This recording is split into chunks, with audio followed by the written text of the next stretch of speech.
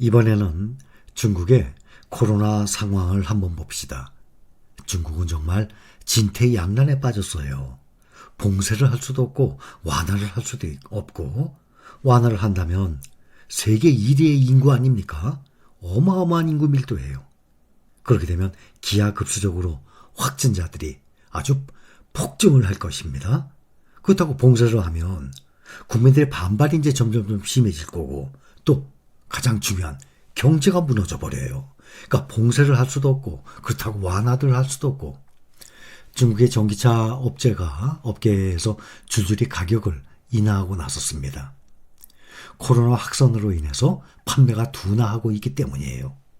전문가들은 이 구동용 배터리 소재 중에 하나인 탄산 리튬 가격 등의 이 원자재 가격이 상승 중이고, 또 연말에 자동차 판매 성수기임을 고려할 때 보면 전기차 업체의 가격 할인은 정말 이례적이라고 볼 수 있습니다. 코로나 확산에 따른 자동차 소비 둔화 영향이 크다는 지적이에요. 실제로 중국의 승용차 시장 정보 연석회 CPCA라고 이 자료에 따르면 지난달 중국 전국 신에너지 승용차 판매량이 55만 6천 대로 전월 대비 오히려 9%가 감소한 것으로 나타났습니다.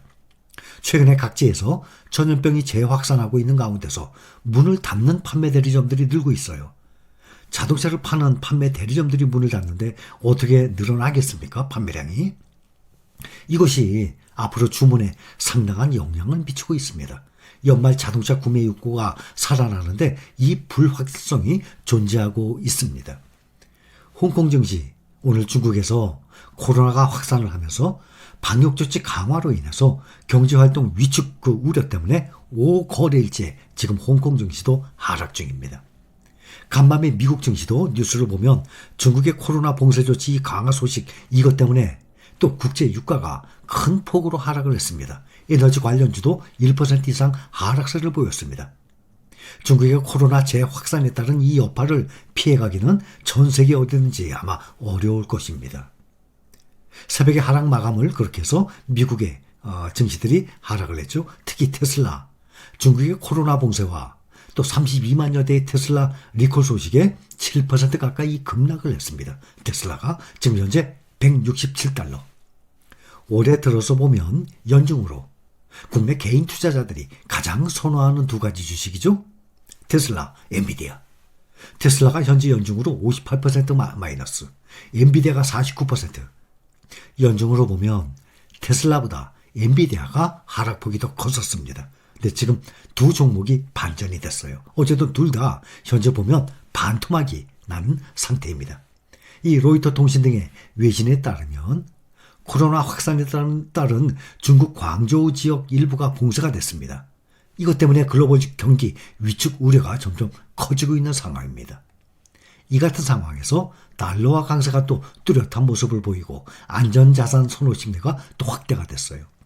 중국 정부가 방역 완화 정책을 밝힌 뒤에 각지에서 코로나 확산이 지금 이어지는 가운데 중국 경제 생산의 약 20%를 차지하는 지역들이 코로나의 영향을 받고 있습니다. 로이터, 블룸버그 통신에 따르면 노무라 홀딩스 애널리스트들이 이날 노무라의 이 자사 내부 지표를 인용해서 중국 국내 총생산 GDP 가운데 약 19.9%면 20% 아닙니까? 20%를 차지하는 지역들이 코로나에 따른 봉쇄나 각종 규제의 영향을 받고 있다라고 추산을 하고 있습니다. 이 수치는 지난 14일에는 15.6%였어요. 며칠 새 4%포인트 이상 넘게 증가한 상태예요. 또 하나 중요한 것은 중국의 시진핑이 코로나로 지금 격리됐다는 설이 나오고 있습니다. 에이펙에서 바로 옆자리에 홍콩 행정장관이 있었는데 행정장관이 코로나 확진을 받았거든요. 둘 다 마스크를 안 쓴 상태에 있던 사진이 다 나왔습니다. 홍콩의 행정수반인 존 리 행정장관이 신종 코로나 바이러스 확진 판정을 받았습니다. 홍콩 정부가 이렇게 밝혔어요. 이에 따라서 아시아태평양 경제협력회의죠, 에이펙 정상회의에서 리 장관 옆자리에 앉았던 시진핑 중국 국가주석도 코로나 격리에 들어갔을 가능성이 제기되고 있습니다. 태국 방콕에서 열렸어요. 에이펙 정상회의. 거기 참석하고 돌아온 뒤에 코로나 확진 판정을 홍콩 이 행정장관이 받았거든요. 당국은 성명을 통해서 리 장관이 20일 밤 귀국하며 홍콩 국제공항에서 받은 PCR 검사에서 양성 판정을 받았다라고 말을 했습니다. 리 장관이 방역당국의 지침에 따라 현재 격리 중이라고 밝혔어요. 장관의 증세는 아직까지 경미한 것으로 알려졌습니다. 당국의 성명에 따르면 리 장관은 미열과 인후통 증세를 보이고 있으나 재택근무가 가능한 수준이라고 전해져 있습니다. 이거에 따라서 관심은 지금 시진핑 국가주석의 코로나 감염과 격리 여부로 쏠려 있습니다. 홍콩 정부가 배포한 사진 등에 따르면 리 장관은 에이펙 정상회의 환영 만찬에서 시진핑 중국 국가주석 바로 옆에 서 있었거든요. 18일, 19일 정상회의가 진행되는 동안에도 시 주석의 옆자리에 앉아 있었거든요. 마오닝 중국 외교부 대변인은 이날 정례 브리핑에서 시 주석의 이 건강에 대한 질문에 외국을 방문한 중국 대표단은 언제나 코로나 방역 규정을 따르고 있다라고만 그냥 답을 한 상태예요. 지금 시진핑이 격리에 들어갔다는 그 의미로 풀이낼 수 있는 정도의 답변이죠. 근데 또 24일 쿠바 대통령 이제 방중 시 주석이 등장할지 관심을 보이고 있습니다. 24일 쿠바 대통령이 중국에 오는데 시 주석이 등장을 할지 안 할지 아직 모르는 상태예요. 만일 시 주석이 24일 공개 석상에 나타난다면 현재 당국의 방역 규정을 깨는 것이니까 향후 중국 정부의 엄격한 코로나 방역 규제 완화의 신호로도 또 해석될 수도 있는 상황입니다.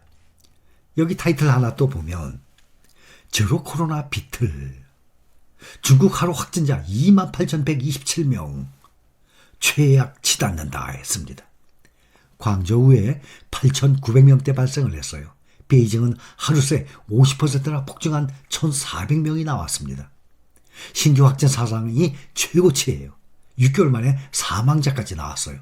지금 정말 중국은 어떻게 해야 될지 모를 정도로 완화시킬 수도 없고 그렇다고 또다시 상하이 봉쇄처럼 봉쇄를 시킬 수도 없고 아주 중국에서 보면 신규 확진자가 재급증을 하고 있어요. 방역정책 완화 기대감이 완전히 물거품이 되고 있는 상태입니다. 이 PCR 검사가 또다시 상시화하고 있을 뿐만 아니라 주민 이동을 제한하는 이 지역도 점점 늘어나고 있습니다. 일일 확진 사상 최고치 육박을 하고 있는 상황이에요. 특히 이것은 사상 최고치에 근접한 수준인데 27,000명보다도 1,000명이 하루 만에 또 증가를 했습니다. 사망자는 2명이 또 나왔고 연일 사망자가 발생하고 있는 상태예요.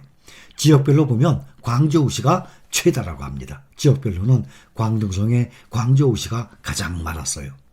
일일 확진자가 8,910명이라고 합니다.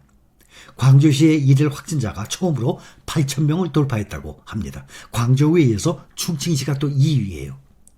수도 베이징 지금 현재 또 최대 위기라고 합니다. 베이징 시 당국은 코로나 발발 이후 가장 엄중한 상황이라고 지금 나오고 있어요.